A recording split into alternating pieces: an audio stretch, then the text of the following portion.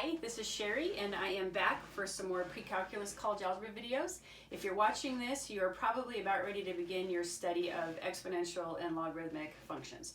For some reason, that topic seems to be very intimidating for some students, but I'm hoping that after you watch this and the series of videos that I'll be posting later today, the topic will be a little bit less daunting, maybe help you manage through it a little bit better. Okay. So to introduce the topic of logarithmic and exponential functions, I think the best thing is just to give you a general overview of what they are and why we study them. Because if you have an understanding of that, it will make everything else from here flow, I think, a little bit more smoothly. Okay, so first of all, exponential functions. What do they look like? These two equations I have written here are examples of how you would write an exponential function. So this simply just says y equals b to the x, or somebody might say y equals b to the x power. They are functions, and so more commonly you might see it written like this in function notation, f of x equals b to the x. So in general, exponential functions follow this format. A little bit of terminology. The b here, that stands for the base of the exponent, and the superscript up here that's in that power position, that's actually what we call the exponent. Functions are classified as exponential functions when the independent variable, in this case which I'll call x, when that x is in that exponent position, that's what classifies it as an exponential function. A couple of things, just again some terminology. B is just some number. It might be 2, it might be 3. The key is that b has to be greater than 0 and it cannot be 1. Okay, so here are a couple of examples of functions written as exponential functions. So we have here f of x equals 2 to the x, f of x equals 1/3 to the x, and then finally f of x equals negative 5 to the x. And up here, notice I said that b has to be positive. The negative sign is not taken to the exponential. So another way to think about this is f of x equals the opposite of 5 to the x. Okay, so in general, this is what an exponential function is going to look like. Okay, so now let's move to logarithmic functions.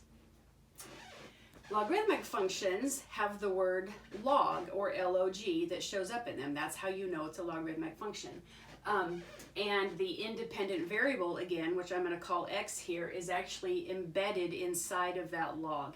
When you look at it, I have y equals the log of x to the base b, or you can read that as y equals log to the base b of x. So I've seen both versions. I typically say y equals the log of x to the base b. Again, we could write that in function notation if we wanted to, using f of x in place of y. So again, the whole key for a logarithmic function, what makes it logarithmic is your independent variable is embedded inside of that log. And what we call that term right there, that's called the argument of the log. Okay, so this is what their general form looks like. And again, this is called the base. It is written below the main line. So the log and the argument are written on the main line, and then the base is written as a superscript down below. Or maybe it's a subscript. I believe subscript, excuse me for that. Okay, so again, same kind of criteria as the base for the exponentials. That b, it's just some number, and it will be greater than 0, but it won't be equal to 1, okay? Some examples again. So this says f of x equals the log of x base 2, f of x equals the log of x base 10, f of x equals the log of x base e. I called these two out in particular because, as I said again, this base b, it can be any number greater than 0 except for 1, but there's actually two bases that show up a lot in the real world.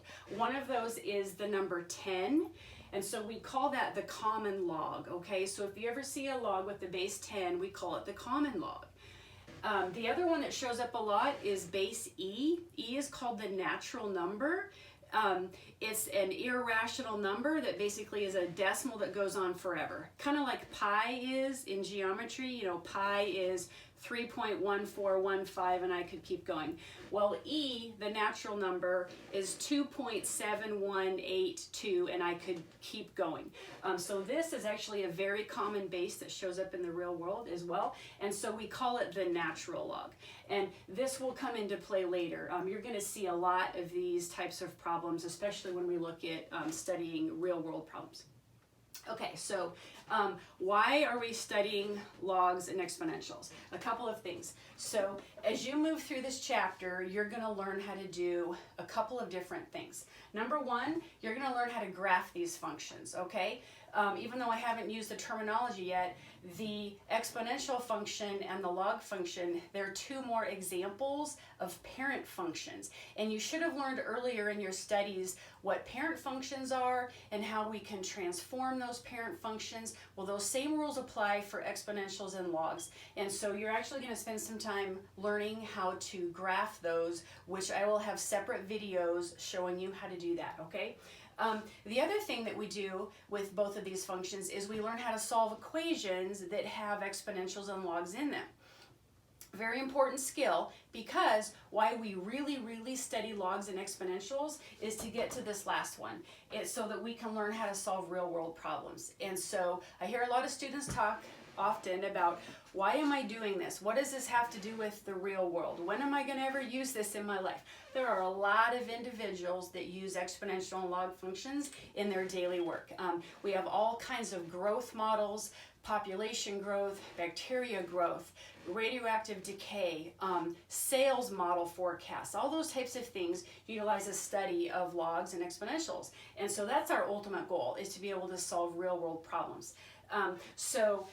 But before we can do that, you need to know how to solve equations that have logs and exponentials in them. And so again, I will have videos showing you how to graph these functions, videos showing you how to solve equations, and then finally a video showing you how to apply that to real world situations. One of the questions students often raise is, why do we study these together? Like, why are exponentials and logs thrown into the same chapter? And it's actually pretty neat.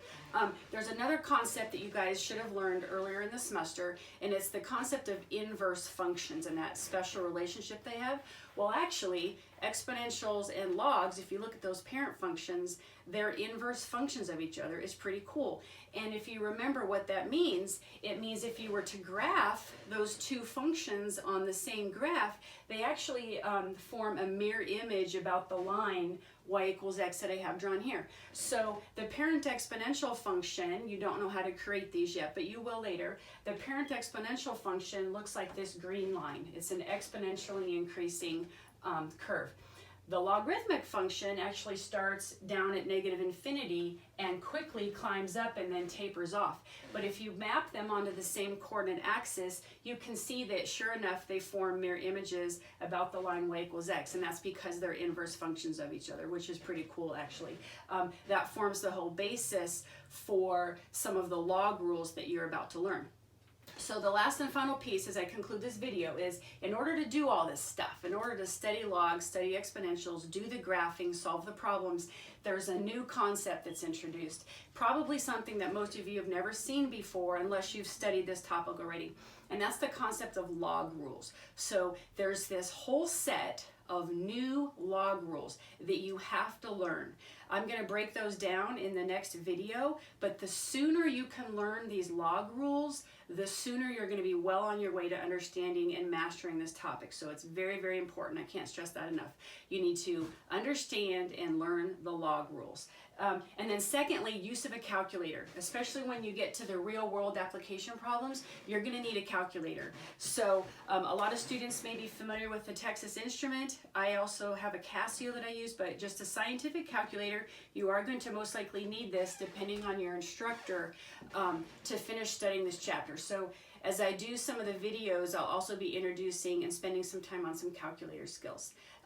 So that's kind of the general overview. That is the topic that you're about to jump into, and I will be posting additional videos to help you learn the concept of logs and exponentials.